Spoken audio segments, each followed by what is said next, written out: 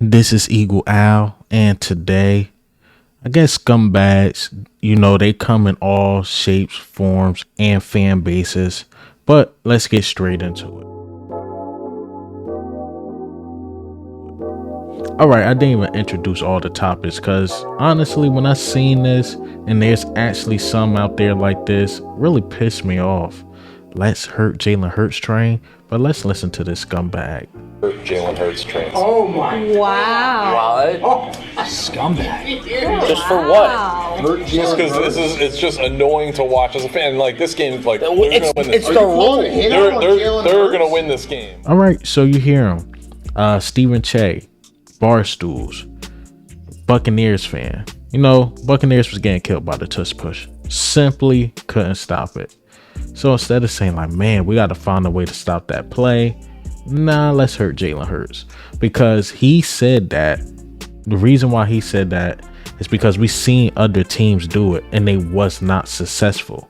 So now these other teams not successful doing it, you know what? It's just the Eagles and Jalen Hurts. Let's hurt Jalen Hurts. I'm sick of this.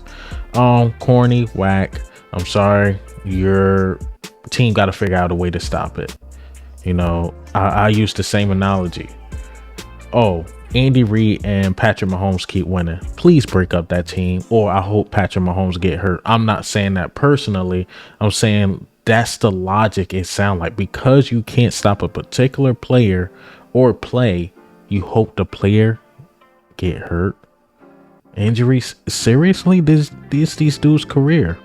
Again, Barstools never fails. They hire goofies. But shout out to Gillian Wallow.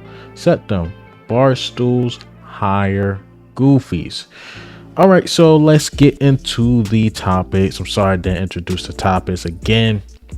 When I seen that, it just really made me mad. I put it on my short, and people in the comments, I'm gonna get to the topics. I swear I am. People in the comments saying, well, he got the freedom to say what he wants. Sure, he do. I agree with that, but I had the freedom to critique him too. And I think he's corny. I think he's a clown. I think he's whack, and he's a scumbag. But yeah, let's get into the topics. Jalen Hurts gotta trust his old line. I see this is going around like Jalen Hurts not trusting the line. He's leaving the pocket too fast, this and that. But let me let Baldy break it down. Person that's going to sit here and criticize Jalen Hurts or say what's wrong. But this is one area of their passing offense I think that can improve. Like, it's just the trust with the protection. They're going to blitz Itzian and Winfield off the edges. Eagles do a great job of picking it up. Now, if Jalen just stays in there right there, Goddard's going to open wide open. But Jalen didn't quite trust it right there. Felt like he could get outside the pocket, escape right there, stage left, and he could find somebody. But he's got nothing over here. And on 3rd and 5, he's got to throw it away. But if he just trusted the protection right here, he'd see Goddard. Now, it's excellent blitz pickup. Swift right there, excellent. You can't play it any better. If he just stays right there, he's going to get Goddard. All right. So Tampa got him flushed. He throws it away. Safe play. But here he is, trusting the protection. Totally trusting him. All right. He just stays there. There's really nothing until Zacchaeus opens up here. But because he stays and he trusts, he's going to take the hit and then deliver the perfect pass right there for the opening touchdown of the game. Like, it's just a balance between trusting it and staying there and waiting on the routes to open up. Like, he's got lanes in excellent shape. Everybody's bouncing guys around. It's perfect. He stays right there. He's going to get Goddard. All right, so Baldy broke it down pretty well. I don't think Jalen Hurts is not trusting his old line. I really think he don't trust Swift to block him. That's one thing I would say Kenneth Gainwell got over Swift. Swift cannot block. I mean, my God, he can't block. But that particular play where Dallas Goedert eventually got open, if Jalen Hurts just stood in there, believed Swift could hold this guy just for like literally a second, had Dallas Goedert wide open. But it is what it is. So do I believe he had to trust his O-line? I mean, sure. But in that particular case, I think it's a moot point But you seen when he stood in the pocket, he found Zacchaeus. Man, Jalen Hurts can be dangerous. That's what I'm saying. That game, ignore the statistics. I'm telling you, that game was one of Jalen Hurts' best games I've seen in a while. So imagine when they fix it. Imagine when AJ Brown cleaned up the drops. And to give them the benefit of the doubt, it was raining. Even Mike Evans was off. Clean up the drops. He tried to throw a 50-50 ball to Smitty. Honestly, watch the tape. Jalen Hurts really had one of his best games. Like far as the first game, yes, he was flushing out the pocket way too fast. But this game, he was very patient. And I really like Zacchaeus in that slot position. I'm not saying he's a better wide receiver than Quez, but he's damn sure a better slot receiver than Quez. Quez is an outside receiver, and just unfortunate he can't play his natural role is because we got Smitty and AJ Brown. So I think we found us a number 3, a true slot receiver who knows his position. Like Zacchaeus know how to find holes, know what to do, a good route runner. He know what to do in those situations like that, especially when a play is breaking down. So like how Zacchaeus ran out, like he knew like this is the only way I'll be able to get this ball. He did that. Then there was one to the sideline. He just found the hole in the whatever coverage the Tampa Bay Buccaneers were playing. So again, shout out Zacchaeus for doing that. All right, so let's get into the next topic. Oops, I disappeared. Let's get into the next topic. Sidney Brown was phenomenal in the slot, as you see. Phenomenal. I mean, one play, it looked like it was like a screenplay. It looked like the guy broke Sidney Brown tackle, but without Sidney Brown being there, James Bradbury wouldn't be able to finish that and turn that to a 4th down. We already know he stopped the touchdown as well to Mike Evans. But during his 12 snaps, this is what he did.